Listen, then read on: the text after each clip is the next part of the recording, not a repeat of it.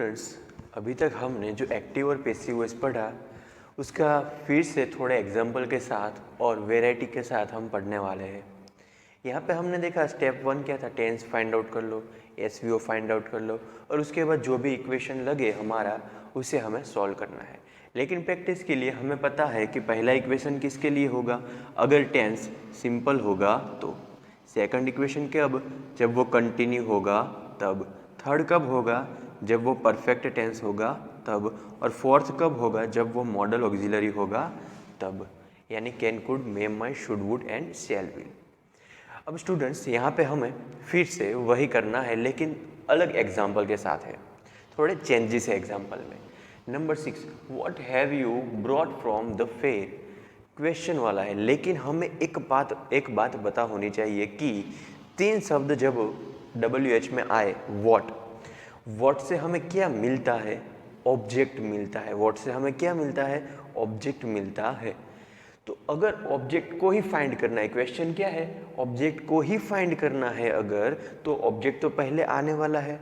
यानी कि व्हाट का तो पहले क्या रखना है, कभी भी जो आए ना ऐसा सेंटेंस, तो व्हाट हमारा ऑब्जेक्ट है ये सोचकर व्हाट का व्हाट पहले लिख लेना।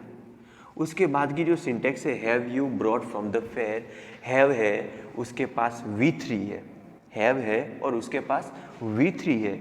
और हैव प्लस V3 हमारे टेंस के टेबल में, जब हमने टेंस सीखा तो टेंस के टेबल ने हैव हैज़ प्लस V3 उसे परफेक्ट टेंस कहते हैं। कौन सा टेंस है, परफेक्ट परफेक्ट प्रेजेंट टेंस। तो perfect tense object plus to have plus been plus V3 plus by plus subject. तो व्हाट तो हमारा ऑलरेडी क्या है, ऑब्जेक्ट है, तो व्हाट आगे आ गया। उसके बाद टू हैव का रूप लिखना है, यानी हैव का हैव आएगा। ओके, उसके बाद आपको क्या करना है, बीन लिखना है, तो बीन। उसके बाद हमें क्या लिखना है, V3 लिखना है, यानी V3 क्या है हमारा, ब्रॉट का what have you brought from fair. अब हम यहाँ पे देखते हैं what have been brought from fair. You भी हमारा कर्म है, हमें पता है 2 कर्म होता है, तो ये कर्म है, ये हमारा सब्जेक्ट है, तो यहाँ पे हमारा वो सब्जेक्ट है बाय यू। अब ये कैसे पता चला, अब आप सोचो कि हमें अभी तक हमने पढ़ा am is are was were have has had, अगर पीछे है तो उसे आगे ले जाए तो इंट्रोगेटिव सेंटेंस बनता है, इंटरचेंज करे तो। यहाँ पे 2 इंटरचेंज करो, you have brought from fair, you have been, हमें अगर ये दोनों इंटरचेंज करें पहला सेंटेंस, तो ये सब्जेक्ट है, ये हमारा सहायक वर्ब है, तो यू क्या है, हमारा सब्जेक्ट है। तो हमें पता है बाय प्लस सब्जेक्ट कहाँ जाएगा, लास्ट में, तो by you. What have been brought from fair by you. समझ में आया, ये आगे है, देखो ये आगे है, इसलिए ये कौन सा होगा हमारा, ये वाला होगा। पीछे कैसे होता, अगर ये होता व्हाट से तो हमें कर्म मिलने वाला है, what have he brought for you, अगर लास्ट में यू होता और लास्ट में, तो वो हमारा कर्म वाला होता। लेकिन यहाँ पे आगे दिया हुआ है, इसे थोड़ी देर के लिए भूल जाओ, सेंटेंस यहाँ से ही शुरू करो। कभी भी WH आए ना उसे भूल ही जाना है, एक्टिव पैसिव में भूल ही जाओ। यहाँ पे व्हाट लिखा है, चलो मैं इरेज कर देता हूँ। अब मुझे बताओ कि इंट्रोगेटिव सेंटेंस है, पॉजिटिव सेंटेंस कैसे, असर्टिव सेंटेंस कैसे बनेंगे, यू को आगे लेंगे, हैव को पीछे लेना है, तो यू हैव बन गया ना, तो यू आगे आया है, इसलिए ये हमारा कौन है, सब्जेक्ट है। ओके, अब व्हाट को लिखा था वहीं पे ही लिखना है, व्हाट का कुछ भी नहीं करना है, व्हाट का व्हाट ही रहने वाला है, क्योंकि ऑब्जेक्ट आगे आने वाला है इसलिए। चलो अब ओके, नेक्स्ट वो दिया हुआ है। अब यहाँ पे ध्यान से सुनना और भूलना मत कभी भी। वो दिया हुआ है, वहीं पे वो को रखो, लेकिन उसे बाय वूम कर दो, बाय वूम। अब क्यों बाय वूम किया और वहीं पे क्यों रखा, हमें पता है अगर वो पूछेंगे कि कोई दौड़ रहा है, कौन दौड़ रहा है, वो इज रनिंग, तो वो से हमेशा हमें कर्ता मिलेगा, सब्जेक्ट मिलेगा। तो सब्जेक्ट तो हमें पता है, लास्ट में जाएगा बाय प्लस वू करेंगे, तो जैसे वू पीछे जाता है ना, वो क्या बन जाता है, ऑब्जेक्ट, और जब ऑब्जेक्ट आगे आता है तो वो क्या बन जाता है, सब्जेक्ट। सेम एज आई का पीछे गया तो मी हो गया, और मी जब आगे आता है तो आई हो जाता है। सेम एज वो अगर पीछे जाता है तो बाय वुम होता है, और वुम आगे आता है तो वू होता है। तो वुम का तो सेंटेंस नहीं है, लेकिन बाय वुम लिखना, जब भी वो पूछे बाय वुम, पहला। दूसरी चीज, लास्ट में क्यों नहीं आया, कभी भी WH क्वेश्चन आए ना, उसे आगे ही रखना है। कभी भी WH आए, वो है, वॉट है, व्हेन है, वेयर है, वूज है, कोई भी है, उसे भूल जाना। सिर्फ चेंजेस किस में है, वो हो तो बाय वूम, और कुछ भी हो उसे ऐसे ही रखना है। सिर्फ वो हो तो उसका बाय वूम करना है और आगे लिखना है, वरना वॉट हो तो वॉट, व्हेन हो तो व्हेन, वेयर हो तो वेयर, कोई भी चेंजेस नहीं करना है। सिर्फ ध्यान किस में रखना है, अगर वो दिया हुआ है तो बाय वुम लिखना है। सेंटेंस वहीं से शुरू होता है हमारा, सेंटेंस यहाँ से ही शुरू करना है हमें। Broke my new toy car, हमें पता है ये कौन सा टेंस है, ब्रोक लिखा है और कुछ नहीं दिया हुआ है, simple past tense, simple past tense, यानी पहली वाक्य रचना। ऑब्जेक्ट तो आगे लिख ही दिया है, सेम टू बी के फॉर्म से ही शुरू करना है हमें सेंटेंस। जब भी ये दिया हुआ ना व्हाट, वो हमारा ऑब्जेक्ट है, बाय whom, हमारा whom था, ऑब्जेक्ट ही था ना, तो ऑब्जेक्ट आगे आ गया, उसके साथ नेक्स्ट वाक्य रचना से ही शुरू करना है। ओके, टू बी, अच्छा यहाँ पे पास्ट टेंस है तो सिंपल की वाक्य रचना ले ली, पास्ट का कौन होगा, वॉज, बाय whom वॉज, उसके बाद क्या लिखना है, V3 ब्रोकन। अच्छा, और कुछ लिखते, by whom was broken my new toy car. इसे दूसरी तरह से भी लिख सकते, by whom was my new toy car, अथवा और by whom my new toy car was broken. ऐसे लिखो, by whom was my new toy car broken. सभी तरीके से वाक्य रचना बना सकते हो, मेन क्या है, वो का बाय whom करना है। ओके, अब यहाँ पे WH नहीं दिया हुआ इसलिए इजी है। Okay, tree give us many thing, as लिखा हुआ है, अस यहाँ पे है, यस, ये ऑब्जेक्ट का टेबल है, यस, ऑब्जेक्ट अगर आगे जाएगा तो क्या होगा, वी, क्या होगा, वी। अच्छा, ये कौन सा टेंस है, तो ये है सिंपल प्रेजेंट टेंस, यानी टू बी का फॉर्म क्या होगा, टू बी का फॉर्म क्या होगा, तो कि टू बी का फॉर्म होगा हमारा गिव है, यानी सिंपल प्रेजेंट टेंस है। सिंपल की सिंटेक्स ले ली, प्रेजेंट का कौन होगा, वी के साथ क्या आएगा, आर आएगा, वी आर। उसके बाद क्या है, V3, गिव का क्या होगा, गिवन, वी आर गिवन। उसके बाद क्या होगा, अस तो आगे ले लिया, उसके बाद लिखना है बाय, सब्जेक्ट देने वाला कौन था, ट्रीज दे रही है, बाय ट्रीज। उसके बाद लिखो मैनी थिंग, और काफ़ी बार मैनी थिंग हम बाय के पास, मैंने यहाँ पे एक दिया था, कभी भी लिखो बाय के पास और V3 के बाद में और बाय के पहले लिखना है, जो भी लिखो।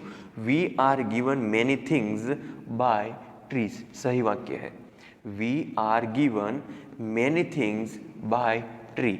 ये जो एक्स्ट्रा सेंटेंस है ना, एक्स्ट्रा वर्ड्स जो भी, उसे कहाँ पे लिखना है, बाय के पहले और V3 के बाद में लिखना हो तो, वरना ऐसे भी लिख सकते हो आप। ओके, अब किसी को लगा मैनी थिंग्स से भी बना सकते हो, many things are given by tree to us. क्यों, पता है ना, क्योंकि बाय के पास जो भी आएगा सब्जेक्ट हमारा, वो दोनों साथ में नहीं होने चाहिए, तो दोनों तरह से सिंटेक्स बन सकती है। दूसरा है many things are given by trees to us, फिर से बोलता हूँ, many things are given by trees to us. दोनों तरीके से बन सकते हैं। मैनी थिंग्स है ना, कैसे पता चलेगा, गिव देता है, किसे, हमें, क्या, मैनी थिंग्स, तो दोनों तरह से ऑब्जेक्ट मिल सकते हैं। अब ये एकदम हार्ड क्वेश्चन है, ओके, बहुत आराम से सोचना और समझना, बहुत हार्ड क्वेश्चन है। Okay, I do not like the old car, I do not like the old one अथवा द ओल्ड वन, मुझे जो पुरानी चीज़ है वो पसंद नहीं है। पहले फाइंड आउट करो टेंस कौन सा है, स्टेप बाय स्टेप ही जाना, वरना यहाँ पे कभी भी स्लिप हो सकते हो, पता भी नहीं चलेगा। कौन सा है, सिंपल। डू डज है इसलिए कौन सा होगा, प्रेजेंट। ओके, सिंपल को ऐसे टिक करो, यानी फर्स्ट फॉर्मूला हमें यूज़ करनी है। यहाँ पे मैंने देखा डू दिया हुआ है, प्रोसेस क्या हो रही है, लाइक पसंद आने की। क्या पसंद है, the old one, the old one. Okay, उसके बाद ये हमारा सब्जेक्ट है। सिंपल की सिंटेक्स में ऑब्जेक्ट आगे आएगा। ओके, द ओल्ड वन आगे आएगा, the old one, the old one आगे आएगा। उसके बाद क्या लिखना है, टू बी का फॉर्म, टू बी का फॉर्म, फिर से भूलना मत, टू बी का form am is and are, present है इसलिए क्या आएगा, is. Am is and are present है इसलिए क्या आएगा, is. The old one is, not का क्या रहेगा, नॉट ही रहेगा। The old one is not, V3 क्या होगा, लाइक्ड। उसके बाद क्या आएगा, बाय मी। अब किसी को लगा होगा सर डू डज डिड जो था हमारा वाक्य में उसका क्या हुआ, तो हमेशा याद रखना कभी भी पैसिव वॉइस में डू डज डिड नहीं आने वाला, क्योंकि यहाँ पे V3 है, यहाँ पे V3 है, यहाँ पे V3 है, यहाँ पे भी V3 है। अगर वाक्य में डू डज डिड आया तो वहाँ पे वर्ब का तो V1 करना पड़ेगा, तो पैसिव बनेगा ही नहीं। दूसरी तरह से सोचो तो अगर ये सिंपल प्रेजेंट टेंस है तो उसमें टू बी के फॉर्म ही आएंगे, टू डू के फॉर्म नहीं आने वाले। इसलिए खास ध्यान रखना है। हार्ड क्वेश्चन क्यों कहा, क्योंकि यहाँ पे जब भी डू होगा ना तब यहाँ पे इज आएगा, जब यहाँ पे डिड होगा तो वॉज वेर आएगा। ओके, तो डू वाक्य में कहीं नहीं होगा, लेकिन क्या बनेगा उसका, इज होगा। क्यों, पहली सिंटेक्स टू बी का ही फॉर्म लिखना है, ओनली टू बी के ही फॉर्म। कहीं पे भी आपको लिखा है टू डू के फॉर्म, टू डू के फॉर्म, टू डू के फॉर्म या टू डू के फॉर्म नहीं, यानी डू डज डिड कभी नहीं आने वाले हमारे पास। तो ये एक हार्ड क्वेश्चन था। उससे भी हार्ड एक क्वेश्चन लेते हैं, ये he has been living here since this time. Okay, तो आप देखो कि पहले टेंस फाइंड आउट करो, तो हैज़ है, बीन है, लिविंग है, ये हमारा टेंस होता है कंटिन्यूअस परफेक्ट और उसके बाद प्रेजेंट यानी टेंस, यानी कंटिन्यूअस परफेक्ट प्रेजेंट टेंस या फिर परफेक्ट कंटिन्यूअस प्रेजेंट टेंस, कोई भी बोलो सही है। यानी कि इससे हमें इस तरह से रखना है कि हमारा आंसर मिल जाए हमें। लेकिन आप कहोगे सर यहाँ पे तो 1 2 3 4 ही इक्वेशन है, इसमें कभी भी कंटिन्यूअस परफेक्ट, सिंपल है, कंटिन्यूअस है, परफेक्ट है। कंटिन्यूअस परफेक्ट दोनों साथ में लिखे हैं, कहीं पे भी 4 इक्वेशन में नहीं लिखे हैं, यानी इस सेंटेंस का पैसिव नहीं बन सकता, कभी भी कंटिन्यूअस परफेक्ट का पैसिव बनेगा नहीं। खास याद रखना, ध्यान से याद रखना, कभी भी इसका पैसिव नहीं बनेगा। नंबर 2 कि आपको क्या करना है, पहले टेंस फाइंड आउट कर लो, टेंस के बाद हमें SVO फाइंड आउट कर लो और उसके बाद 4 इक्वेशन में से एक लगा दो, आंसर मिल जाएगा।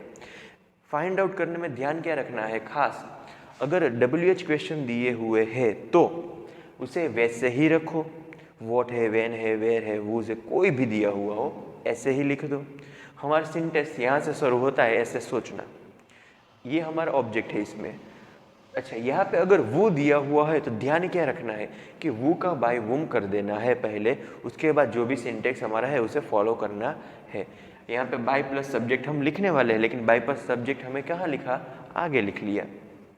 नंबर 3, अगर 2 सेंटेंस में 2 ऑब्जेक्ट दिए हुए हैं तो किसी एक को आगे लेके आप सेंटेंस बना सकते हैं। नंबर 4, ये डू है, डू डज डिड कभी भी वाक्य में आने वाले नहीं है as a supportive verb. Okay, तो नहीं आने वाले हैं तो उसका क्या होगा, तो उसका डू और डज होगा तो एम इज आर, क्योंकि यहाँ पे हमें ऑलवेज टू बी के ही फॉर्म लिखने हैं, यहाँ पे ऑलवेज टू बी के ही फॉर्म लिखने हैं, यहाँ पे टू हैव के फॉर्म लिखने हैं। और कभी भी कंटिन्यूस परफेक्ट प्रेजेंट टेंस हो या पास्ट टेंस हो या फिर फ्यूचर टेंस हो, उसका पैसिव बनेगा नहीं। अब हम जब नेक्स्ट टाइम शुरू करेंगे तो उसके अंदर हम पैराग्राफ फॉर्म के अंदर इसे सॉल्व करने की कोशिश करने वाले हैं। कोई समझ में ना आए तो नीचे कमेंट में ज़रूर से पता लगा देना कि सर ये सेंटेंस कह देना कि हमें ये सेंटेंस नहीं समझ आया, हम नेक्स्ट लेक्चर में उसे कवर कर लेंगे।